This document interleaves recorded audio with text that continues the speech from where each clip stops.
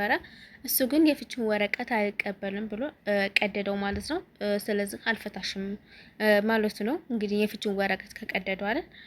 ሰላም ጤና ይስጥልኝ ቤተሰብ፣ እንዴት ናችሁ? ደህና ናችሁ ወይ? እግዚአብሔር ይመስገን ሰላም ነኝ። እንዴት ናችሁ እናንተ? ለዚህ ቻናል አዲስ የሆናችሁ ሰብስክራይብ እና ላይክ እያደረጋችሁ አበረታቱኝ እላችኋለሁ። እንግዲህ አብርሽና ሩታን ሶሻል ሚዲያ ተጠቃሚ ሆኖ እንግዲህ ሩታና አብርሽን የሚያውቅ የለም፣ ሁላችንም እናውቃቸዋለን። እኔ ፊት ነበር የምከታተላቸው ማለት ነው ከፍቅር ጋር ሲሰሩ ከፍቅር ጋር በጣም ነበር ደስ የሚሉኝ ማለት ነው። የሆነ በቃ የሚያደርጉት የሚሰሩት ስራ በጣም ደስ ነበር የሚለኝ። አሁን ከሩታ ጋር መጀመሪያ የተገናኙ ጊዜ ሰሞን ምናምን ትንሽ እከታተላቸው ነበረ። አሁን ላይ ግን ትቻቸዋለሁ ማለት ነው። ምክንያት አለኝ እነሱን የተውኩት ማለት ነው። እናንተ እኮ አንድ ሰው የምትከታተሉት ጠቃሚ መረጃ ሲኖር የወደፊት በቃ የሆነ አስተማሪ ነገር ሲሆን ትከታተላላችሁ። ግን እነሱ የሚፖስቱትን ታውቃላችሁ እና ለዛም ነው እንደዛ መሆኑ። ግን በጣም ብዙ ተከታይ ያላችሁ ታውቃላችሁ። እንግዲህ የኛ ሰው የሚወደውን ታውቃላችሁ። እና እንግዲህ ዛሬ የፍቺ ወረቀት አቅርባለት ነበረ። እሱ ግን ፍቃደኛ አይደለም። እንዲሁም ደግሞ ስሟን አላውቅም እንጂ አብራው የምትሆን ከአብርሽ ጋር ማለት ነው።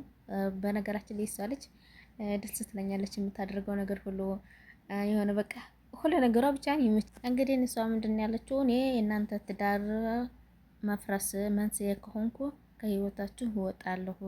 ከዚህ በኋላ ከአብርሽ ጋርም ሆነ አልገናኝም። አንቺን የሚደብርሽ ከሆነ የሚያስከፋሽ ከሆነ ከሱ ጋር አልገናኝም ብላለች። እንግዲህ እውነት ከሆነ እኔ ግን እንደሚመስለኝ ከአብርሽ ጋር የሚለያዩም አይመስለኝም። ያው ስሟን ስለማላውቀው ነው።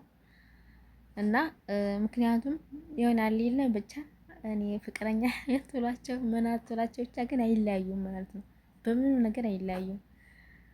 በእርግጥ ይደብራል ሩታ ላይ። ምክንያቱም አንድ ሰው ትዳር ይዞ ከሌላ ሴት ጋር እንደዚህ ሲያወራ ከሌላ ሴት ጋር አብሮ ምናምን ሲሆን ጓደኛም ቢሆን ልክ አለው አይደለም እንዴ? ልክ አለው። በእርግጥ እሷም ልክ ናት ብትቀና ማለት ነው። ሩታ ልክ ናት። ምክንያቱም አንድ ሰው ትዳር ብሎ ተያዘ ከሌላ ሴት ጋር ለምን ይሄዳል? ምን አስኬደውስ? ለምንስ ይገኛል? 24 ሰዓት ሙሉ ከሷ ጋር ነው ምናምን ነው የምትለው ማለት ነው። ከኔ ጋር ጊዜ አሰጠኝም፣ ስልክ ስደውል ብዙ ጊዜ አትመልስልኝም ነው የምትለው። ስለዚህ ለምን እንደዚህ ይሆናል? ልጁ ሲጀመር ለትዳር የሚሆንም እሱ ይመስለኛል ትዳር አይፈልግም። ልክ እንደዚሁ መጫወት ነው የሚፈልገው ከዛም እያለ ማለት ነው። ትዳር እኮ ጥሩ ነው፣ ደስ የሚል ነገር ነው። በተለይ በቤተሰብ ተመርቆ በአባቶች ተመርቆ መጋባት በጣም ጥሩ ነው። ትዳርም የተባረከ ያደርጋል አይደል? እነሱ ግን ዝም ብለው ተጋቡ። ያው ዝም ብለው ይጨቃጨቃሉ እድሜ ልካቸውን ማለት ነው። ወይን አይፋቱ ወይን አብራ አይሆኑ። ዝም ብለው ተጋብተው ማለት ነው። እኔ በቤተሰብ ተጋብተው ቢሆን ትዳራቸውም የተባረከ ይሆንላቸው ነበረ። ልጃቸውም ከእናት አባት ጋር አንድ ጋር ያድጋል ማለት ነው። አሁን ላይ በቃ እንደዚህ እየተጨቃጨቁ ልጁ ራሱ ምን አይነት ወደፊት ስብና እንደሚኖረው መገመት አይቻልም። እነሱ እንደዚህ እየሆኑ ሚዲያ ላይ እንደዚህ እየሆኑ ማለት ነው። እና ለልጃቸው ራሱ ጥሩ አይደለም እንደዚህ መሆን ማለት ነው። ትልልቆች ናቸው ተረጋግተው ማሰብ። እያንዳንዱ ነገር ደግሞ ሁሉን ነገር ሚዲያ ላይ ሰው ይወቅልኝ ሰው ይልኝ ማለት ጥሩ አይደለም። ሁለቱ ተነጋግረው መፍታት የሚችሉትን ወይን ስራ ይበሉት ወይ ለገንዘብ ቢሆን አላቅም። ብቻ እኔ አልገባኝም እንጂ ሰው እኮ እናት አላቸው አባት አላቸው አይደለም እንዴ? እሷም ቢሆን እሱም እናትና አባት አላቸው አይደለም? ተነጋግረው ችግራቸውን በአባቶች ወይም በእናቶች ምናምን እንደዛ መፍታት ይችሉ ነበረ። እነሱ ግን እንደ ህፃን ጨዋታ ነው የያዙት ማለት ነው። በየጊዜው ቪዲዮ መፖስት፣ በየጊዜው እንደዚህ ሆነ እንደዚህ ሆነ እያንዳንዱ ሚዲያ ላይ ማለት ነው። በስነ ስርዓቱ እኮ ተነጋግረው ምናምን እዛው ፍትት አድርገው አብሮ የሚሆኑ ከሆነ አብሮ ይሆናሉ። የማይሆኑ ከሆነ ማፋታት ነው አለቀ በቃ። ያኔ በእነሱ አልተጀመረ። እንደዛ ማድረግ እየቻሉ እነሱ ዝም ብለው በቃ ሁሉ ነገር ሚዲያ ላይ ማለት ነው። እና እያንዳንዱን ነገር ሰው ይወቅልኝ ሰው ይልኝ የቤቴን ገበና ሰው ይልኝ ማለት ጥሩ አይደለም። እነዚህ ዩቲዩበርም ቢሆኑ ማለት ያው ስራ ነው በእርግጥ እናውቃለን። ግን እንደዛም ሆኖ ግን ይሆናል የለም በጣም እንደዚህ የተጋነነ ሲሆን ደግሞ ደስ አይልም፣ ጥሩ አይደለም። በተለይ ደግሞ በትዳር ላይ ማለት ነው እንደዚህ አይነት ቃቃ ጨዋታ ጥሩ አይደለም፣ ደስ አይልም ራሱ ማለት ነው። በዛሬ ደግሞ እርጉዝ ናት።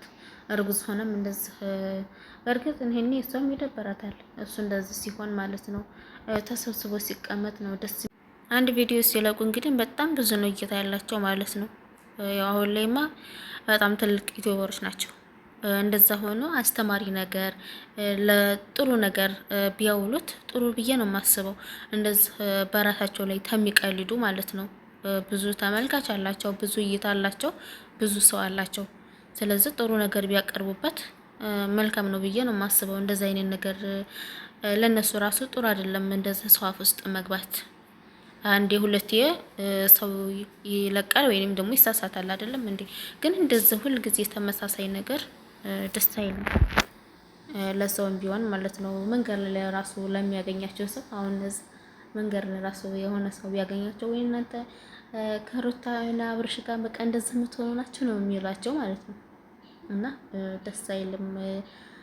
እና ይኸው እነሱ ግን ለምደውታል፣ ምንም አይመስላቸውም። አሁንማ ተመልከቱት ምን እንደመሰለ ማለት በሬ ነው ያከለው። እውነት እሱንም የቀየረ አምላክ እኛንም እንደው አየት ቢያደርገን ጥሩ ነው ከበፊቱና ከአሁን እንግዲህ ነው ለውጡን ማለት ነው።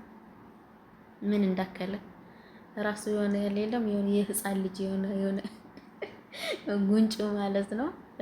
ኧረ ከዚህ በላይ ማትወፈር ያስጠላል፣ ደስ አይልም። የበፊቱ ይሻለው ነበረ።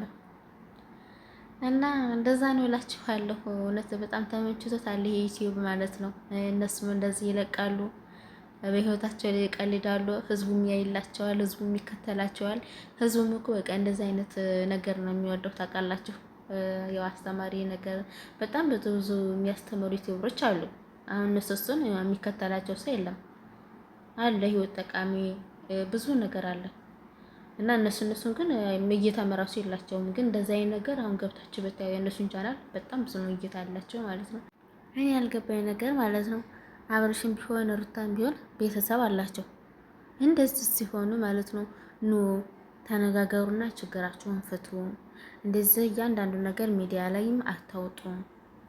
ትዳርም ተቻችሎ ነው እንጂ እንደዚህ ጨዋታ አይደለም ተወረፉ ብሎ የሚቆጣቸው የላቸውም። እንዴ ግን አይናገሯቸውም? እርግጠኛ ነኝ አያውቁም ብዬ አላስብም፣ ያውቃሉ። ምክንያቱም እሱ አሁን የአብርሽ ወንድም አሁን ከእሷ ጋር ነው ከሩታ ጎን ነው ያለው። ያውቃሉ፣ እያንዳንዱ ነገር ቤተሰብ ያውቃሉ ብዬ ነው የማስበው። ያው አባትየውም ደግሞ አንዳንድ ጊዜ አልፎ አልፎ የአብርሽ አባት ሚዲያ ላይ ይገባል። ስለዚህ ሶሻል ሚዲያ ይጠቀማል ማለት ነው። ትልቅ ሰዎች ናቸው፣ ለምን አያናገሯቸውም? እና ለምን ችግራቸውን ፈተው በሌላ ርዕስ አይመጡም እንዴ? ሁል ጊዜ ስለ ትዳር የሚመጡ ማለት ነው።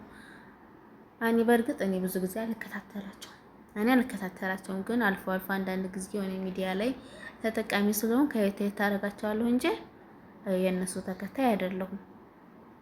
ግን ያው ለእነሱ ተከታይ ለሆኑ እንግዲህ መከሯቸው። ትዳር መጪዎች አይደለም። ትዳራቸውን በስነ ስርዓት ይምሩ። ትዳራቸውን ካልመሩ ደግሞ ካልተስማሙ ይፋቱ፣ ወይን ይፋቱ ወይን አብረው የሆኑ። እንደዚህ ትዳር ጨዋታ አይደለም። የተከበረ የተቀደሰ ትዳር ነው። ወልደው አስተምረው መርቀው ልጅ ወልደው የልጅ ልጅ የሚያዩበት ነው እንጂ እንደዚህ እንደነሱ ጭቃቃ ጨዋታ አይደለም ትዳር ማለት ነው። እያንዳንዱን ነገር ሰው ይለኝ ሰው ይወቀልኝ የተባለበት ትዳር ማለት ነው መጨረሻው አያምርም፣ ደስ አይልም ማለት ነው። ሰው ትዳር ደበቅ ሲባል እንጂ ደስ የሚለው እያንዳንዱ ነገር ገበና፣ እያንዳንዱ ነገር ውጭ ይወጣልኝ፣ ሰው ይልኝ ሰው ይወቅልኝ ማለት ጥሩ አይደለም። ምክንያቱም ታውቃላችሁ የሶሻል ሚዲያ በጣም ከባድ ነው፣ በጣም ማለት ነው። የሚወጣለ የማይወጣለ እና እነሱም እንደዚህ በስነ ስርዓቱ ተጋብተው ቢሆን ደበቅ ብለው ቢሆን ትዳራቸው ጥሩ ይሆን ነበረ። እና እንግዲህ እቺ ልጅ እስኪ አብርሽ ጓደኛ ማለት ነው ከህይወታቸው ወጣ ብላለች። እንግዲህ ከወጣችላቸው ጥሩ ነው፣ ሁለቱ አብረው ይሆናሉ። ግን እቺ ልጅ ከጓደኛው ካራቀችው የአብርሽ ጓደኛ ስሟን ስለማላውቃት ነው ካራቀችው፣ ግን ከሩታ ጋር የሚገጥም አይመስለኝም አብርሽ ማለት ነው። አብሯት ይሆናል ብዬ አላስብም። ምክንያቱም ከሷ ጋር መለያየት አይፈልግም፣ ከዚህኛዋ ጋር ማለት ነው መለያየት ስለማ እና ውዶቼ ለዛሬ ያስኩላችሁ የነበረ ላይክ ሰብስክራይብ